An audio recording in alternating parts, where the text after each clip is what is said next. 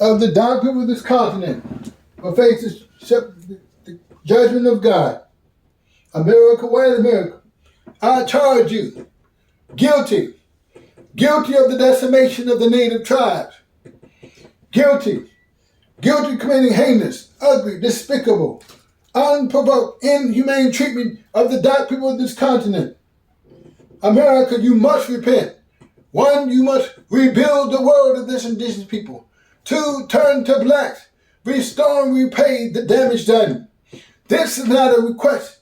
This is a mandate. America, white America, we're in a relationship. Not a new relationship, but a relationship that existed since the inception of our nation. A 400-year-old abusive, toxic, dysfunctional relationship. And like any relationship, dysfunctional, toxic, this relationship must be annulled. Like the wicked institution of slavery, this relationship too must be abolished. America, you're like a deadbeat dad. In bed, but not in love. You have laid down to produce children that you're unwilling to care for.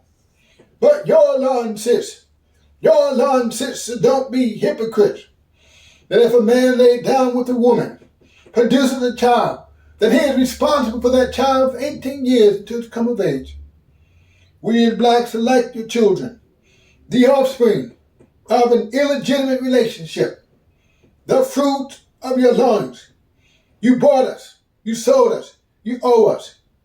And if our demands go unheard, if our demands go undone, then this will mean the end of the United States of America as we know it. We, the dark people of the continent, will be forced to form a nation within a nation sensitive to our needs, aims, ambitions, and well-being as a people, to divvy up America. No longer the United States of America, but I propose the divided states of New America, form the 5 nations, New Africa, New Native, New Asia, Hispaniola, New Europe. 5 independent yet interdependent people. We can do it, black man. We can do it, black woman. A nation of our own. The physical chains that kept us bound are gone, but the invisible psychological dependency upon the white man is the last chain that must be broken. We can do it, black man. We can do it, black woman. A nation of our own.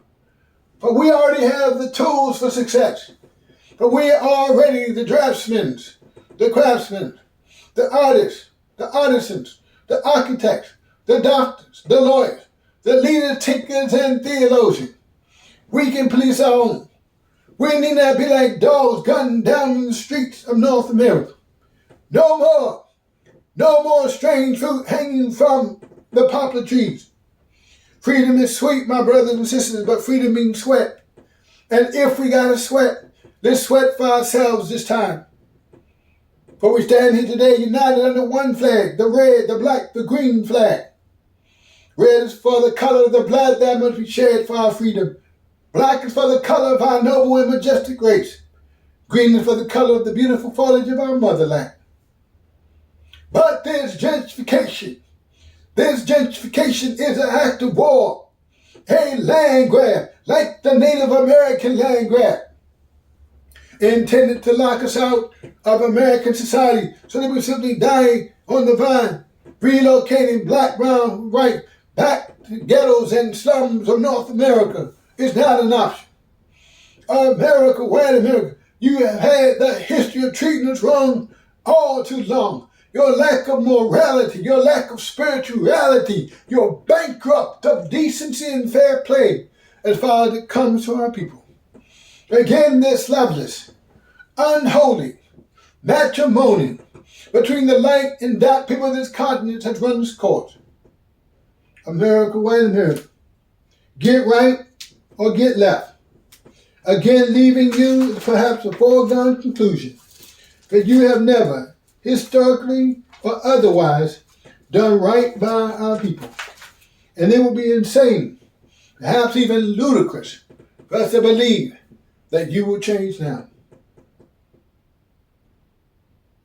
Though I speak with the tongues of men and of angels, and have not love, I become a sounding brass or a tinkling cymbal. And though I have the gift of prophecy, understand all mystery and all knowledge. Though I have all faith so that I can move mountains, but have not love, it profits me nothing. But you see, love is patient, love is kind, does not brag or boast, is not arrogant, seeketh not her own. Love rejoices not in iniquity, but rejoices in the truth. Love bears all things, believes all things, hopes all things, endures all things. Love never fails, but though there be prophecy, they shall fail. Though there be tongues, they shall cease. Though there be knowledge, and all vanish away. But now we know in part, and we prophesy in part. But when that which is perfect is come, that which is in part will be done away. For when I was a child, I spake as a child, understood as a child, I thought as a child. But when I became a man, I put away childish things. But now we see through a glass darkly, but then face to face. Then shall I know, even as also I am known. Now abideth faith, hope, and love, but the greatest of these is love. So I come to a close. A miracle.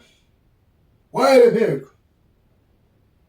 When the Son of Man shall come in his glory, and all the holy angels with him, then he will sit upon the throne of his glory, and all the nations of the earth will be gathered before him. And the king shall say to those on his right, Come ye, blessed of my Father, inherit the kingdom which was prepared for thee before the foundation of the world. For when I was hungry, you gave me meat. When I was thirsty, you gave me drink. When I was naked, you clothed me. Sick and in prison, you came unto me. And they shall say of the king, But lo, when saw we thee hungry and fed thee, thirsty and gave thee drink, naked and clothed you, sick and in prison and came unto thee? And the king shall say unto them, Verily, verily, I say unto thee, to the extent that you've done it to one of the least of these, my brethren, you've done it unto me. And the king should turn to those who left and say, Depart from me, ye cursed, into everlasting fire, prepared for the devil and his angels. For when I was hungry, you gave me no meat. When I was thirsty, you gave me no drink. When I was a stranger, you didn't take me in. Naked, you didn't clothe me. Sick and in prison, you didn't come unto me. And they should say of the king, But Lord, when saw we thee hungry, thirsty, naked, a stranger, and didn't sick and in prison, and didn't come unto thee? And the king should say unto them, Verily, verily, I say unto thee, inasmuch as you done it not to one of the least of my brother, you've done it not to me. America, you're in the judgment of God. I close. America, you're in the judgment of God. As it was in the days of Sodom, as it was in the days of Jonah, as it was in the days of Sodom and Gomorrah, as it was in the days of Jonah. The ark has been shot to now. Now the rain is falling. Judgment has come, no longer stalling. The earth is flooding. The floodgates of the deep have opened its mouth. And now there's simply no way out. The night has come, no more mirth. As darkness comes and encompasses the earth, the angels of judgment await. Wretched men standing at the door, having been blinded, looking, searching for salvation, but they cannot find it. Unfinished urban projects still girdle swaying in the wind, because for the descendants of slaves he made no provision. America, the greatest military the world has ever seen. Her armies, her navies, her air force, her marines. And now all of her military might is defenseless against this the angel. And now from a thin thread you now dangle. As it was in the days of Noah, as it was in the days of Sodom and Gomorrah, as it was in the days of Jonah, the ark has been shut, and now the rain is falling, judgment has come, no longer stalling, the earth is flooding, the floodgates of the deep have opened its mouth, and now there's simply no way out. The night has come, no more mirth, as darkness comes and carpets the earth. I've done a lot of soul searching. I've done a lot of thinking. I've come to the conclusion that we as people, we just got to continue to press forward. Continue to press forward. But what do I know? I'm just a poet.